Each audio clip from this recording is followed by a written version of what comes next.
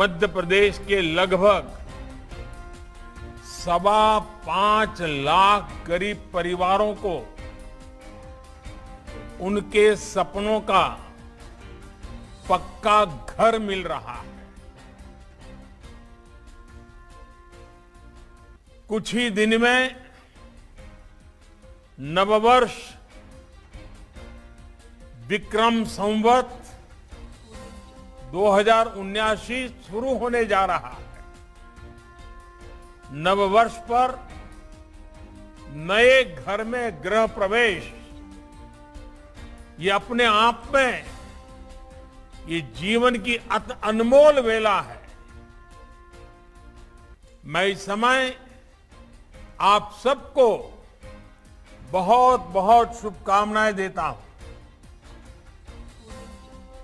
साथियों, हमारे देश में कुछ दलों ने गरीबी दूर करने के लिए नारे बहुत लगाए, लेकिन गरीबों को सशक्त करने के लिए जितना होना चाहिए था वो नहीं हो पाया। और ये मेरा विश्वास है कि एक बार जब गरीब सशक्त होता है तो उसमें गरीबी से लड़ने का हौसला आता है। एक ईमानदार सरकार के प्रयास, एक सशक्त गरीब के प्रयास जब साथ मिलते हैं तो गरीबी भी परास्त होती है। इसलिए चाहे केंद्र में बीजेपी की सरकार हो या राज्यों में बीजेपी की सरकार है, सबका साथ सबका विकास के मंत्र पर चलते हुए गरीब को सशक्त करने में जुटी है। आज का ये कार्यक्रम इसी अभियान का हिस्सा है। प्रधानमंत्री आवास योजना के तहत गांवों में बने ये 5.25 लाख घर सिर्फ एक आंकड़ा नहीं है। ये 5.25 लाख घर देश में सशक्त होते गरीब का पहचान बन गए। ये 5.25 लाख घर भाजपा सरकार के सेवा भाव की मिसाल है। ये 5.25 लाख घर गांव की गरीब महिलाओं को लखपति बनाने के अभियान का प्रतिबिंब है। मध्य प्रदेश के दूर सुदूर गांवों में, हमारे आदिवासी अंचलों में गरीबों को ये घर दिए जा रहे हैं। मैं मध्य प्रदेश के लोगों को इन 5.25 लाख घरों के लिए बधाई देता हूं। भाइयों और बहनों, गरीब को अपना पक्का घर देने का ये अभियान सिर्फ एक सरकारी योजना मात्र नहीं है। ये गांव को, गरीब को विश्वास देने की प्रतिबद्धता है। ये गरीब को गरीबी से बाहर निकालने की, गरीबी से लड़ने की हिम्मत देने की पहली सीढ़ी है। जब गरीब के सिर पर पक्की छत होती है तो वो अपना पूरा ध्यान बच्चों की पढ़ाई और दूसरे कामों में लगा पाता है। जब गरीब को घर मिलता है तो उसके जीवन में एक स्थिरता आती है। इसी सोच के साथ हमारी सरकार पीएम आवास योजना को सर्वोच्च प्राथमिकता दे रही है। पिछली सरकार ने, मेरे आने से पहले जो लोग थे, उन्होंने अपने कार्यकाल में कुछ लाख घर ही बनवाए थे। वहीं हमारी सरकार गरीबों को करीब करीब 2.5 करोड़ घर बनाकर दे चुकी है। इसमें 2 करोड़ घर गांवों में बनाए गए हैं। बीते 2 सालों में कोरोना के कारण आई अड़चनों के बावजूद इस काम को धीमा नहीं पड़ने दिया। मध्य प्रदेश में भी लगभग 30.5 लाख स्वीकृत आवासों में से 24 लाख से अधिक पूरे हो चुके हैं। इसका बहुत बड़ा लाभ बैगा, सहरिया और भरिया ऐसे ऐसे समाज के उन वर्गों को भी हो रहा है जो कभी पक्के घर के बारे में सोच भी नहीं सकते थे। भाइयों और बहनों, भाजपा सरकारें जहां भी हो, उनकी विशेषता यही है, वो जमीन से जुड़ी हुई है। गरीब के हित, उसकी जरूरतों को पूरा करने के लिए दिन रात काम करती है। पीएम आवास योजना में भी हमने इस बात का ध्यान रखा कि गरीबों को जो घर मिले वो उनके जीवन की बाकी जरूरतों को पूरा करने वाले भी बने। जैसे इस आवास में शौचालय है, इसमें सौभाग्य योजना के तहत बिजली कनेक्शन है,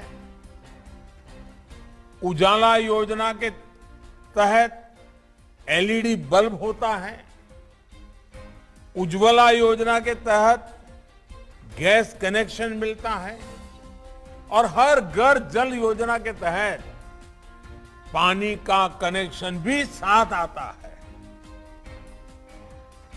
यानी गरीब लाभार्थी को इन सुविधाओं के लिए अलग से सरकारी दफ्तरों के चक्कर काटने की जरूरत अब नहीं पड़ती।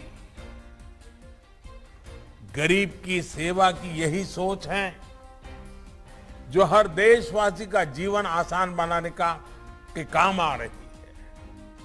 साथियों, भारत शक्ति की उपासना करने वाला देश है। कुछ ही दिन में नवरात्रि शुरू होने जा रही है। हमारी देवियां दुश्मनों का संहार करने वाली हैं, अस्त्र शस्त्रों की उपासक रही है। हमारी देवियां ज्ञान, कला, संस्कृति की प्रेरणा है। 21वीं सदी का भारत उन्हीं से प्रेरणा लेते हुए खुद को भी और अपनी नारी शक्ति को भी सशक्त करने में जुटा है। प्रधानमंत्री आवास योजना इसी अभियान का एक अहम हिस्सा है।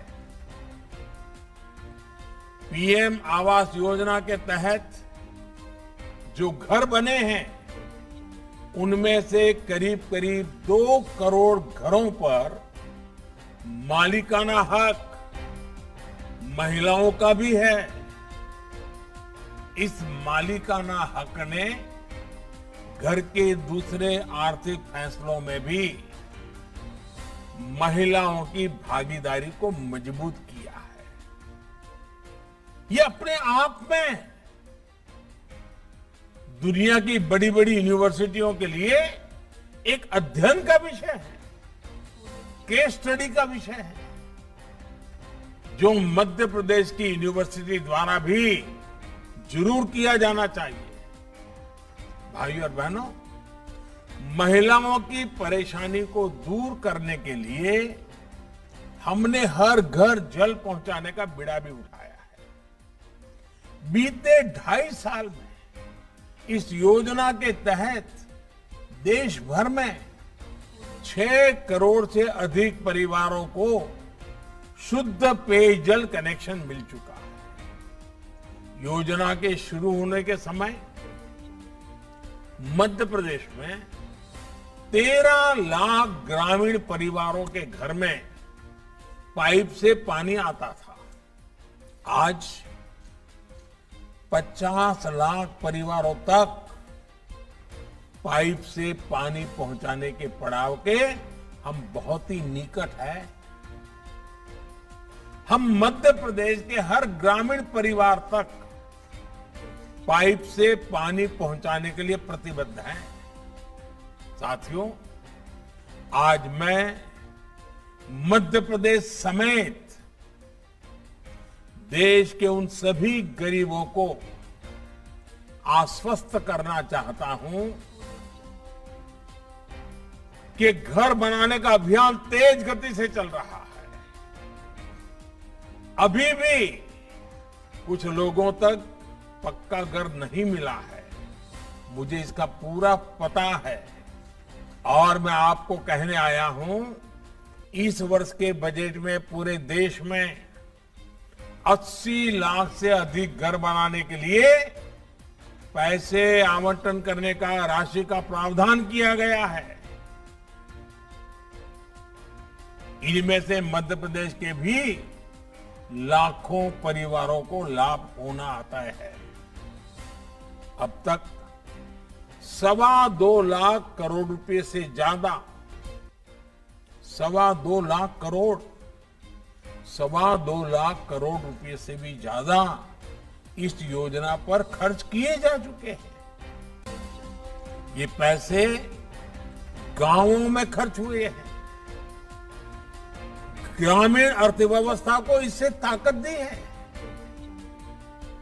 जब एक घर बनता है तो ईंट, बालू, सरिया, सीमेंट, घर बनाने वाले श्रमिक, सब कुछ स्थानीय ही तो होता है। इसलिए पीएम आवास योजना गांवों में रोजगार के नए अवसर भी बना रही है। साथियों,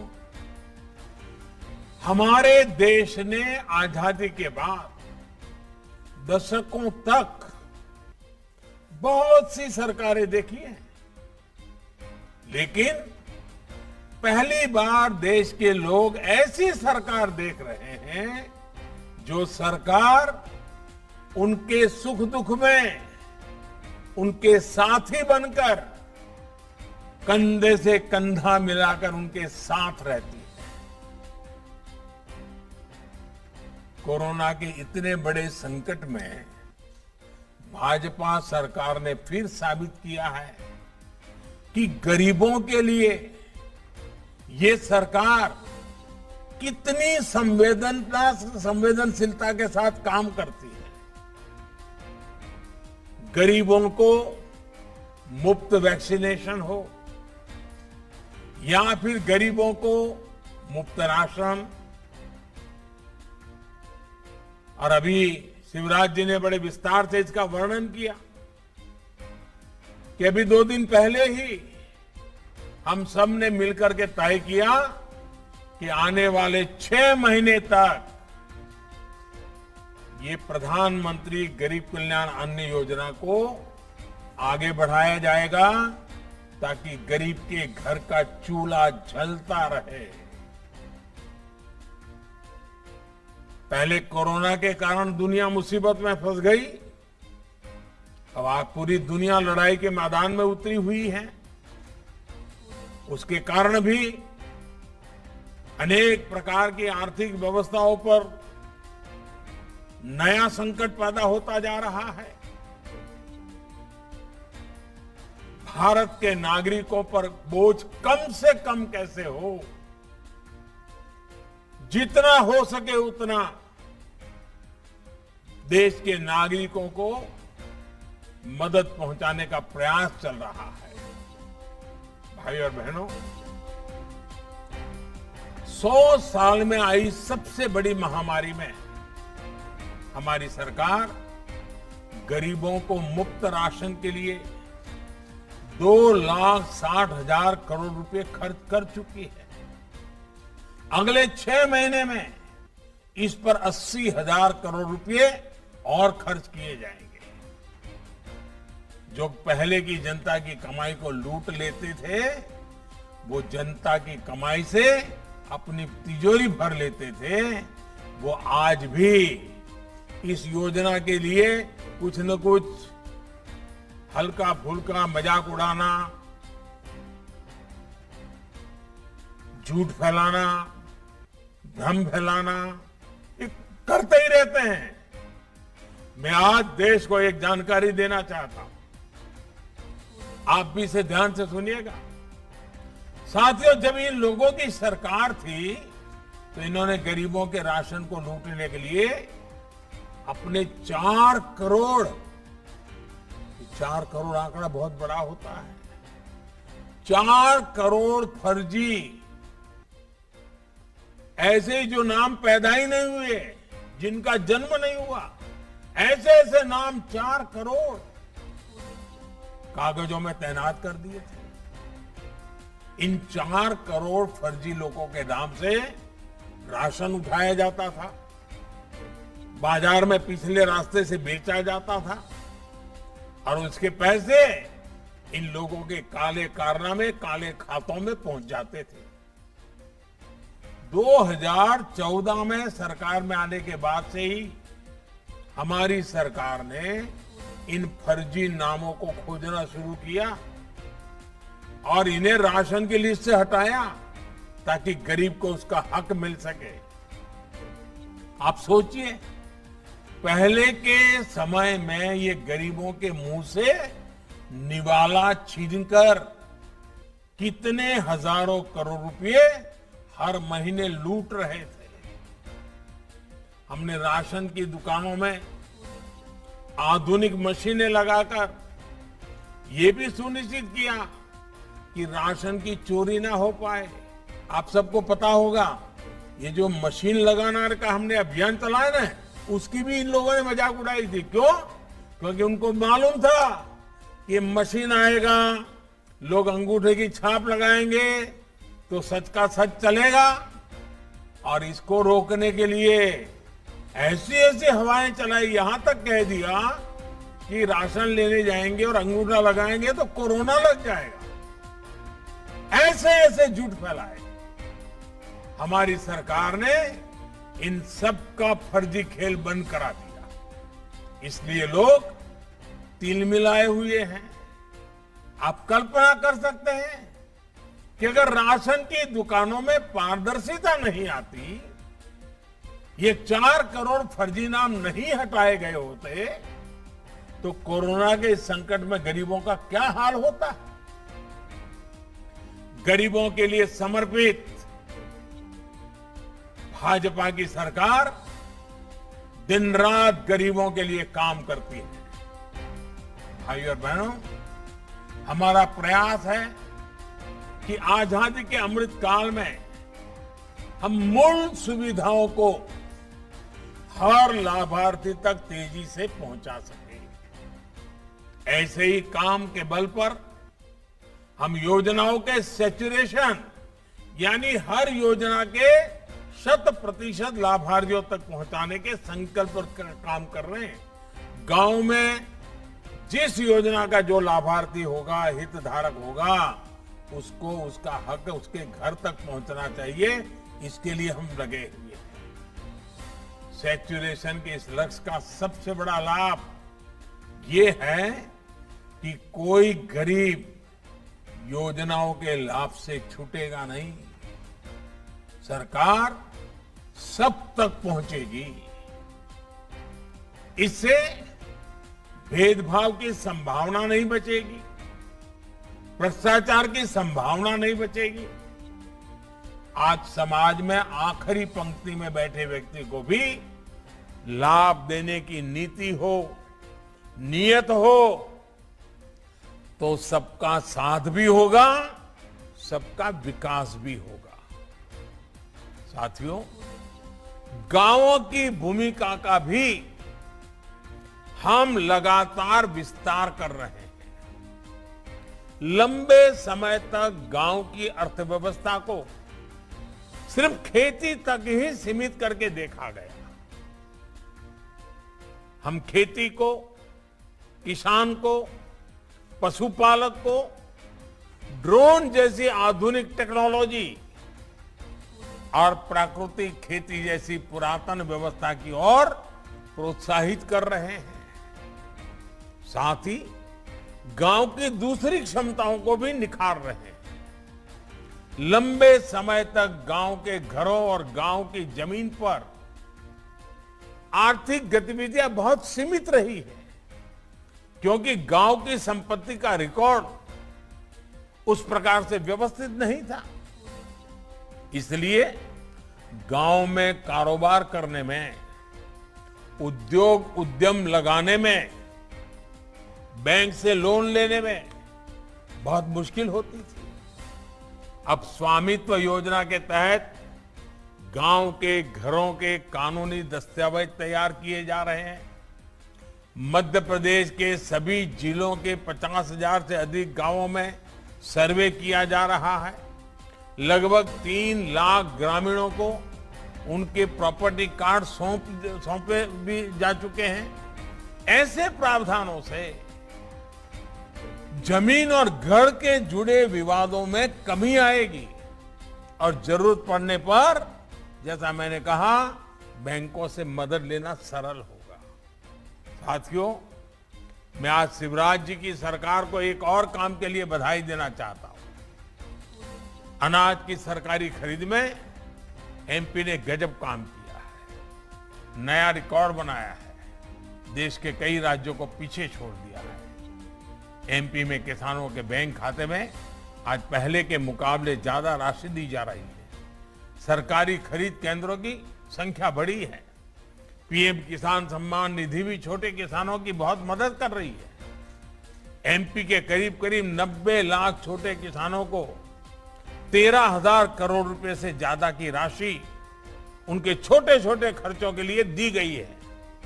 साथियों, इस समय देश अपने आजादी का अमृत महोत्सव मना रहा है। हमें स्वतंत्रता दिलाने के लिए भारत मां के लाखों वीर सपूतों और वीर बेटियों ने अपने जीवन, अपनी सुख सुविधा की आहुति दे दी थी। उस आहुति ने हमें आज का स्वतंत्र जीवन दिया है। इस अमृत महोत्सव में हमें भी इस संकल्प के साथ आगे बढ़ना चाहिए कि हम अपनी आने वाली पीढ़ियों को कुछ देकर जाएंगे। इस कालखंड में हमारे द्वारा किए गए कार्य भावी पीढ़ियों के लिए प्रेरणा बने, उन्हें अपने कर्तव्यों की याद दिलाए, यह बहुत आवश्यक है। जैसे अभी हम सब मिलकर एक काम जरूर कर सकते हैं, और मैं चाहता हूं, आज मध्य प्रदेश में लाखों परिवारों से मैं बात कर रहा हूं, इतनी संख्या में लोगों से जब मैं बात कर रहा हूं, तो मैं एक संकल्प के लिए जरूर कहूंगा।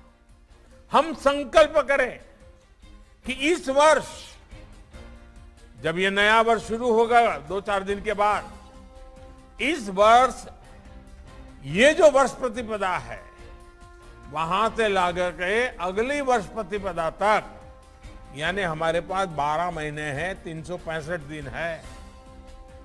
हम संकल्प करें हर जिले में आजादी के अमृत महोत्सव की याद में हमारी भावी पीढ़ी को कुछ देने के संकल्प को पूरा करने के लिए हर जिले में 75 अमृत सरोवर बनाएंगे।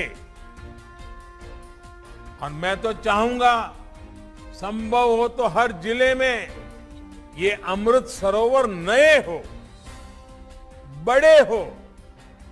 इनके निर्माण में सरकार की तरफ से जो मनरेगा का पैसा आता है, उसकी भी मदद ली जा सकती है। आजादी के अमृत महोत्सव में हर जिले में 75 अमृत सरोवरों का निर्माण आने वाली पीढ़ियों के लिए बहुत उपयोगी होगा। इसका बहुत लाभ हमारी धरती माता को मिलेगा। ये हमारी धरती मां प्यासी है।